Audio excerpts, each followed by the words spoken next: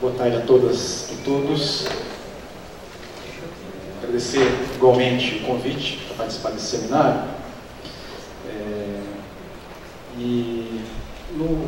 Na apresentação que eu fiz em Campinas, eu fiz uma apresentação bastante colada no capítulo do livro, né? E a gente imaginou que talvez nesse seminário a gente pudesse focar um pouco mais em questões relacionadas a desafios futuros, né?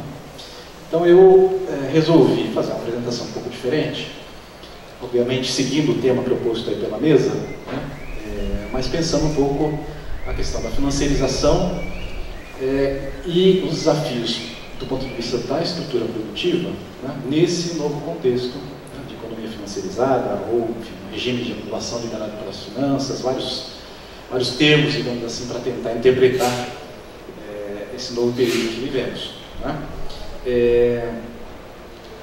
Enfatizando um aspecto que, de uma certa maneira, está colocado no texto que a gente escreve do livro, mas também em outros textos a gente vem enfatizando muito, né? Eu e o Fernando, enfim, temos escrito alguns textos onde a gente considera que o debate sobre a desindustrialização, né, que tem pautado, ou pelo menos pautou até pouco tempo atrás, a questão do debate sobre a estrutura produtiva, estava um pouco mal colocado, no mínimo, né?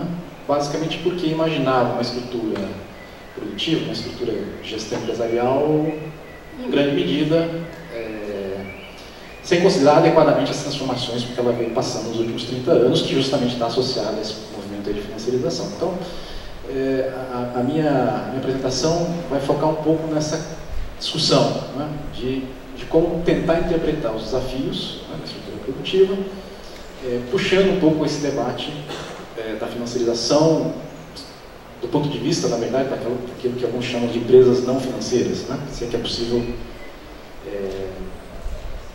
dizer que algum agente capitalista hoje em dia seja um agente não financeiro, né? E eu optei, portanto, né, por recuperar, né, tentar trazer um pouco esse debate da financiarização do ponto de vista das estratégias corporativas das empresas. Ele tem várias vertentes, várias visões, e eu tentei, enfim, fazer uma recuperação aqui, né, a partir de uma perspectiva que recupere uma visão, tá, de um texto de 1980, da professora Conceição e do professor Beluso, tá, onde, obviamente, eles vão tratar a questão da financiarização a partir de Marx, né, mas atualizando essa visão de Marx, incorporando questões relacionadas a Hilferd e Robson, né, onde existe essa frase que eu acho que é lapidar, né? Então eu vou ler, todo mundo está vendo aí, certo? Mas a ideia é que, para revolucionar periodicamente a base técnica, submeter massas crescentes de força de trabalho a seu domínio e criar novos mercados, o capital precisa existir permanentemente de forma livre e líquida, e ao mesmo tempo crescentemente centralizada. Apenas dessa maneira pode fluir sem obstáculos para colher novas oportunidades de lucro e concomitantemente reforçar o poder do capital industrial imobilizado nos circuitos prévios de acumulação. Daí a análise da concorrência, do crédito e, portanto, do processo de concentração e centralização do capital se constituírem na parte mais rica e substantiva da investigação marxista sobre a evolução do sistema capitalista e suas metamorfoses. Obviamente que eles estavam escrevendo esse texto, né, em 1980, olhando, na verdade, por uma forma de expansão que estava na origem do processo de expansão capitalista já no final do século XIX, mas que, de uma certa maneira, né, tinha passado por 30 anos de domesticação, pelo menos de um certo controle, né, por conta do período da Era de Ouro, né. E, no entanto, né, quer dizer, em seguida, logo em seguida, tem uma outra frase que também nos ajuda a tentar interpretar isso de uma perspectiva mais recente, né, onde eles dizem o seguinte: a predominância do financeiro na organização do capitalismo monopolista apenas demonstra que a autonomização do capital a juros, referida por Marx, acaba se resolvendo no comando sobre o capital produtivo, independente da forma particular que esse comando possa assumir ou da forma morfológica que a grande empresa venha a adotar em sua estratégia de expansão. Muito bem, é justamente essa forma morfológica, né, ou a forma particular que esse comando, né, assumiu nos últimos 35 anos, né, que eu acho que é um elemento central para entender uma série de transformações que foram acontecendo na estrutura produtiva, na geografia do comércio, na geografia da produção e na inovação da economia global, né, e que problematiza, de uma maneira que eu acho que é pouco enfatizada, a questão do desenvolvimento produtivo, inovativo e tecnológico brasileiro. Né. Fazendo uma revisão, né, dos autores que buscam justamente recuperar essa discussão, né, nos últimos 30 anos, né, no que de fato constitui, do ponto de vista das corporações que têm alguma atividade produtiva, né, essa grande empresa financiarizada. Né. Eu acho que não é apenas, como alguns autores colocam, o fato de que essa grande empresa canaliza uma massa crescente de recursos para aplicações no mercado financeiro. Obviamente que elas fazem isso, né, para compensar ou para buscar ganhos fora da atividade produtiva ou operacional. Mas não é só isso. Né? Também não é um fato apenas, como vários autores colocam, de uma grande empresa fragilizada, né, e subordinada, digamos assim, às pressões do mercado financeiro. Né? Seja porque, enfim, o mercado financeiro pressiona por um encurtamento no horizonte de planejamento, né? Muitas vezes alguns autores dizem que isso poderia matar, na verdade, o potencial inovativo, né? Ou pelo fato de que uma transferência crescente de recursos gerado, né, na acumulação produtiva vai sendo canalizada para o mercado financeiro sob a forma de dividendos, sob a forma de recompra de ação e etc., os juros, certo? São essas duas coisas. Né? Mas eu acho que o elemento fundamental, voltando, né, por isso que eu acho que a primeira citação, né, do texto da professora Conceição Veloso,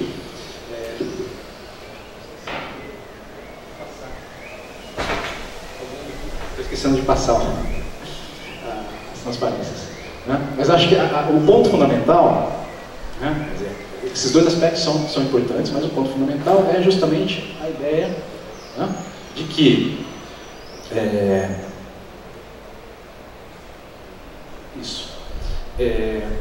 a nova forma de competição, né, das grandes corporações do mundo atual, elas vão justamente levar ao extremo, né, uma forma de concorrência que busca ao mesmo tempo combinar mobilidade, liquidez, com crescente centralização e comando sobre as diferentes formas de riqueza produzida, né, em especial no âmbito produtivo.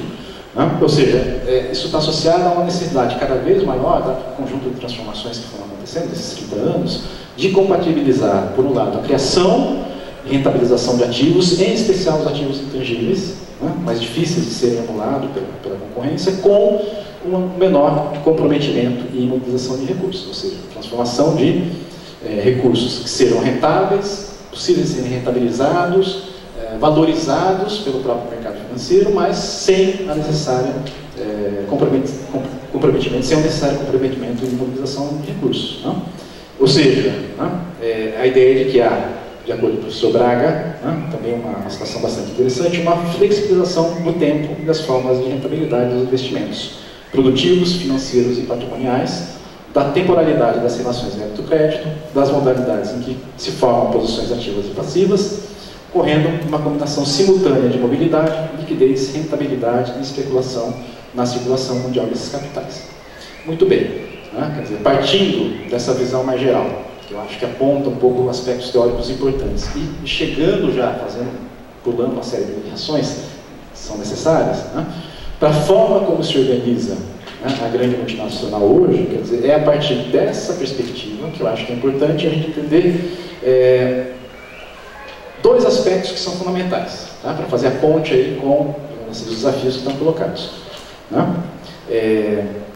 Primeiro, a ideia de que as chamadas cadeias globais de valores, né, elas não são fruto da liberalização do mercado, dos mercados, não são fruto, né, de uma certa necessidade de, digamos assim, criar ambientes de negócios equitativos para todas as empresas, mas, na verdade, justamente pela busca, né, de compatibilizar esses dois aspectos. Uma menor imobilização de capital, né, daí um processo extenso de terceirização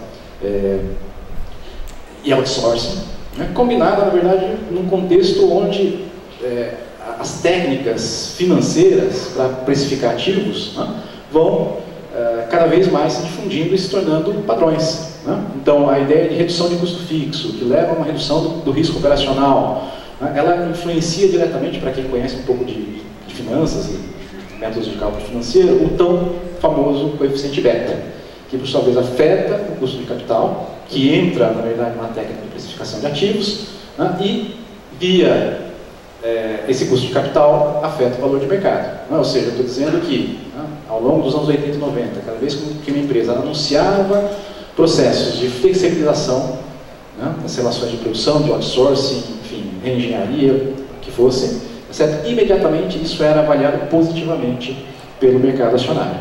Ou seja, se refletia diretamente no valor de mercado das empresas, né, o que efetivamente vai reforçar a capacidade dessa empresa de realizar, né, uma competição mais acirrada. Tá? Um outro aspecto que eu acho que é importante é o esforço que essas empresas têm tido. Né, e isso é importante por quê? Porque, ao contrário do que se coloca na discussão sobre as cadeias de valor, né, isso vai aumentar brutalmente as barreiras à entrada no domínio dos elementos fundamentais, né, para, digamos assim, extrair valor dessas cadeias. Tá? E é a questão da discussão sobre o controle dos ativos intangíveis. Tá? Se a produção ficou relativamente comoditizada, né, por outro lado, o controle sobre os ativos intangíveis foi exigindo e foi dando vazão a mecanismos e técnicas cada vez mais sofisticadas, seja via fusão e aquisição, tá? E fusões e aquisições crescentemente motivadas, né, não apenas para aumentar o poder de mercado, para buscar sinergias, mas também para combinar ativos intangíveis, né? Combinar portfólios de patentes, combinação de conhecimentos prévios acumulados, né? Muitas vezes para explorar esses ativos intangíveis, né? Os gastos de P&D, mas também muitas vezes para exclusão de mercado, simplesmente para retirar conhecimentos potenciais de mercado para evitar, digamos assim, acesso dos concorrentes, ou simplesmente para evitar, né, canibalização de próprias trajetórias, né, rentáveis do ponto de vista da própria empresa. Né? E também uma nova estratégia de inovação.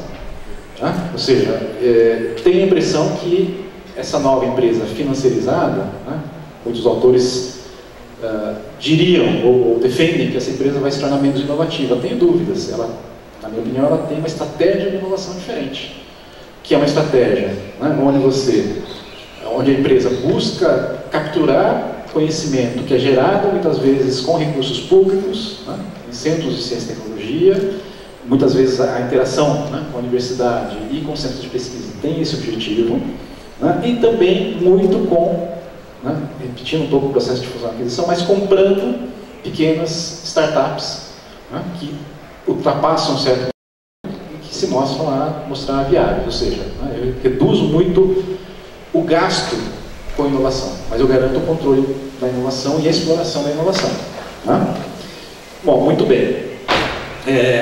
Se é assim, né, o que isso tá, né, quer dizer, o que isso tem a ver com o desafio que eu estava colocando, né, coloquei no início para a estrutura produtiva brasileira. Tá? Eu vou pular uma série de ilustrações que eu coloquei aqui, tá? Para ilustrar um pouco a ideia da volatilidade, da necessidade de reduzir aumento da dívida financeira, sem que isso se traduza necessariamente em investimento fixo. Enfim, uma ilustração aí de uma série de fatores, tá? Para chegar diretamente na questão que eu acho que é fundamental, que é, digamos assim, a ideia do controle sobre os ativos tecnológicos. Né? Redução de margem, manutenção de lucro sem investimentos, alavancagem financeira sem investimentos, enfim, depois eu posso deixar para vocês o movimento de dividendos. Eu acho que é isso aqui que é o fundamental. Né? Quer dizer, o que a gente tem visto ultimamente deixa eu passar um pouco para frente, enfim, esse gráfico que é bastante conhecido sobre as cadeias de valor, enfim, a ideia da curva sorridente, né? Ela tem sido utilizada pelos organismos internacionais para ressaltar, digamos assim, os potenciais benefícios das empresas que eventualmente viessem a liberalizar seus mercados, né? Enfim, criar mecanismos para nivelar, digamos assim, o campo de jogo para as multinacionais, né?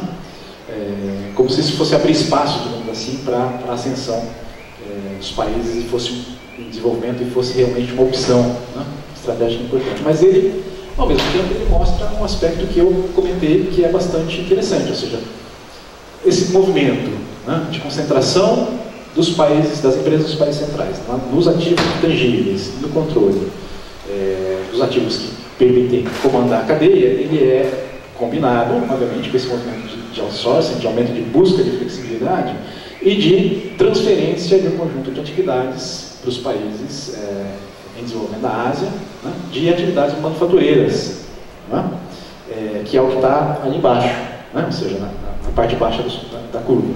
Certo? O problema é que, né, nesse contexto, né, a gente foi criando ao longo desse período uma situação onde as empresas, os países avançados, dominam os ativos chaves, os países asiáticos dominam, né, em especial a China, a manufatura, seja a manufatura intensiva em mão de obra, mas também a manufatura intensiva em escala, né, e isso vai criando um desafio gigantesco para países como o Brasil, que conseguiram montar uma estrutura industrial ao longo do período anterior, certo? E que, enfim, necessitam avançar e manter uma estrutura produtiva minimamente desenvolvida para gerar emprego, enfim, para levar à frente esse processo de desenvolvimento. Né? Então, é esse aspecto, né, que eu acho que é, enfim, um aspecto que cria, digamos assim, os desafios, né, e que são pouco ressaltados na literatura sobre desindustrialização, sobre desenvolvimento industrial.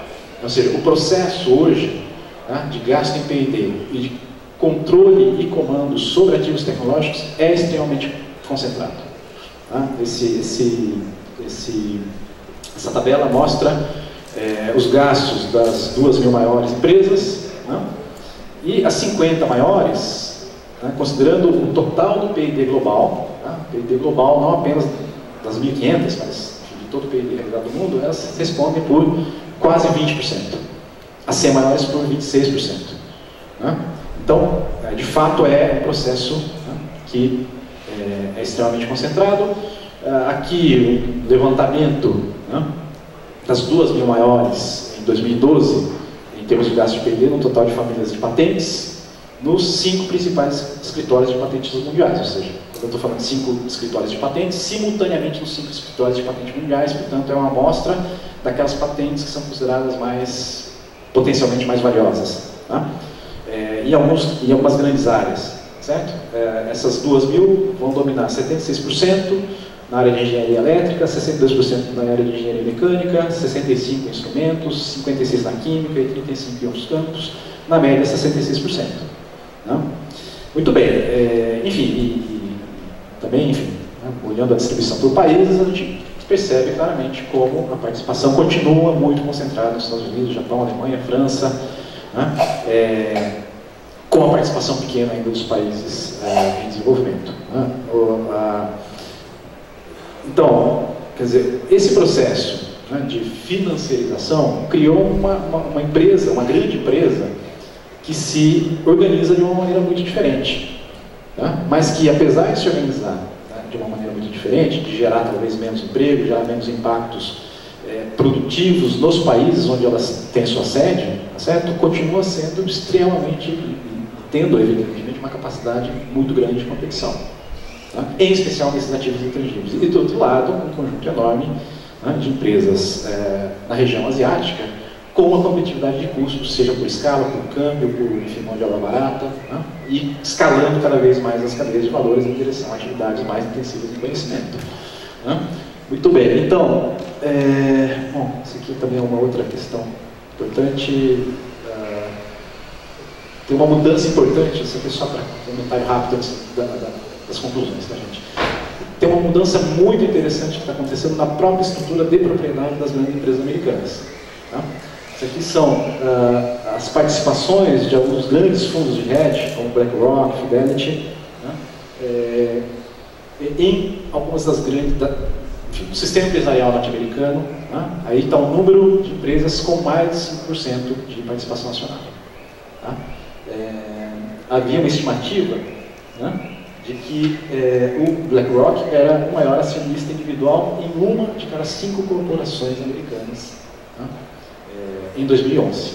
Ou seja, né, quer dizer, também está havendo uma mudança, né, não apenas no nível da organização das grandes corporações, como no nível do controle, né, onde os grandes fundos financeiros vão crescentemente tendo participação relevante. Mas enfim, né, isso é só uma ilustração.